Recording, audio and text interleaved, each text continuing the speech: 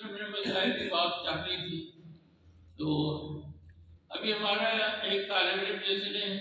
یہاں پوزیشن لی سرگودا بورڈ میں اسلامی یونیورسٹی پڑھ رہا ہے 2-3 سیمیسٹر کی، اس کی فیس جو ہے اب 80,000 روپے، یہ پورے سال کی نہیں ہے، 2-3 ماہ کی فیس جو یہ کون طالب کہاں سے دے؟ اس لیے میں اس پہ ارادہ رکھتا ہوں، ویسے کئی سالوں سے منصوبہ ہے کہ ہم اپنی ایک ایسی تنظیم یہ کیسا بنائیں وہ دارالاسلام کے لیول پہ اور دارالاسلام کا حصہ بھی ہو سکتا ہے، اس سے ہٹ کے بھی ہو سکتا ہے۔ میں چونکہ زیادہ اکثر راولپنڈی میں رہا ہوں، وہاں اساتذہ کا طلبا کا کچھ جماعت اسلامی کی حلقہ جو ہے وہ مجھے جانتا ہے، اگرچہ بہت سے لوگ جو ہے خاص لاہور کے تو میں دیکھتا ہوں کہ صفحے کی صفحے خالی ہو گئی میرے اپنے ساتھ کے وقت کے لوگ جو تھے۔ اس پہ کچھ سوچو بچار ہو رہا ہے تاکہ ہم پھر وہ جو ڈاکٹر انجینئر کے وظائف دینے والے تو موجود ہیں، دین کا علم پڑھنے والے ہمت کو تیار کرنے والے، جب بھی ہماری اگر آپ سکیمیں دیکھیں ہم نے چوکسی سے کیوں شروع کیا ہے؟ ہم پہلی 3 کلاسیں محلے میں جاتے ہیں، مسجد میں جاتے ہیں، ابتدائی تعلیم چاہتے ہیں کہ ہر اور گھر کے قریب مسجد کے اندر ہمارا اپنا استاد ہو، اور مرد خلائق جو کہ لوگ اس کی ہر مشورہ اسے کرنے کے لیے آئے، تو وہ اس طرح سے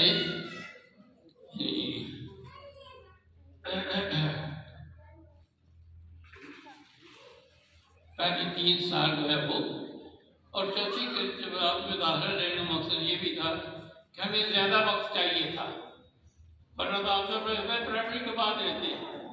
پرائمری کے بعد اگر ہم لیں تو ہمارا کم از کم 1 سال کا خرچہ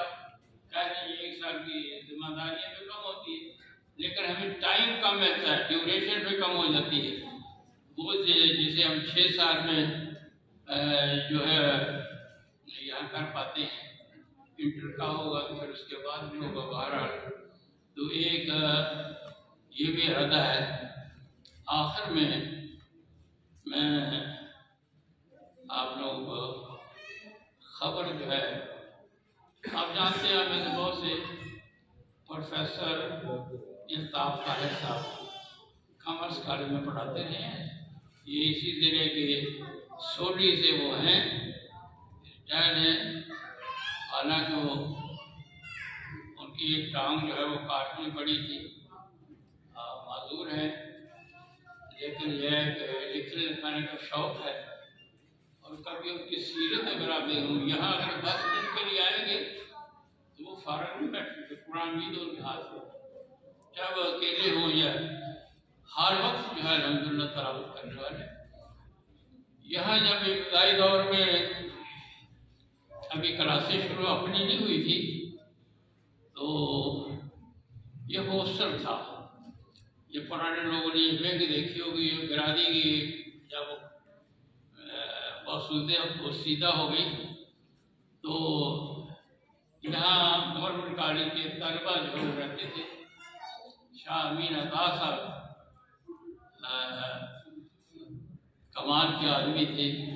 نمازیں بھی پڑھاتے تھے، درس بھی دیتے تھے، لائبریری کی کتابوں کا جلد جو چڑھائی ہے، کور چڑھایا ہے، وہ بھی اگر آپ دیکھیں کہ کسی سے لکھا ہے، اور یہیں ایک کوارٹر میں پرنسپل رہتے تھے، کالج گورنمنٹ کالج کے پرنسپل رہتے تھے صاحب، تو اس وقت وہ بھی رہتے تھے یہاں پر، الطاف صاحب ہاسٹل میں رہے ہیں، یہ ہمارے امیر ضلع جو رہے ہیں وارث صاحب، ان کے ساتھ وہ بھی رہے ہیں، بہت سے لوگ وہ جانتے ہیں، ان کو خیال ہے کہ دارالاسلام جیسی جیسا ادارہ جیسی کتاب لکھی ہے آج کل وہ دن رات لگے.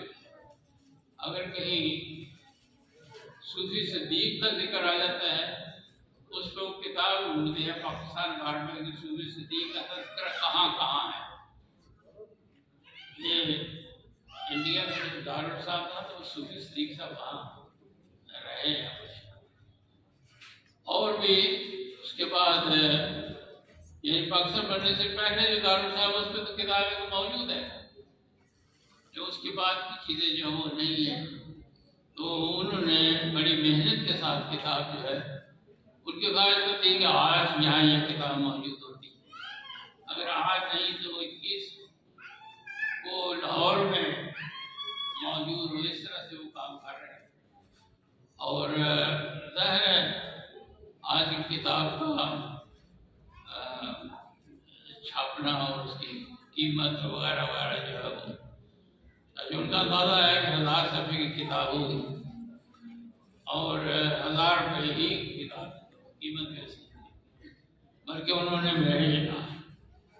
معرفت وہ نوجوان جو ہمارے یہاں پڑھتے رہے ہیں خصوص، تو وہ ایک ایک کتاب جو ہے وہ بک کروا رہے ہیں. بلکہ بہتر ہے کہ پہلے سے 1000 روپے دے دیں تاکہ ان کو چھپوانے میں بھی آسانی رہے. اور جس طرح سے یہ دارالاسلام کی پوری تاریخ جو ہے اس میں جس کا جو بھی جب کردار رہا وہ تذکرہ بھی ہوگا. تو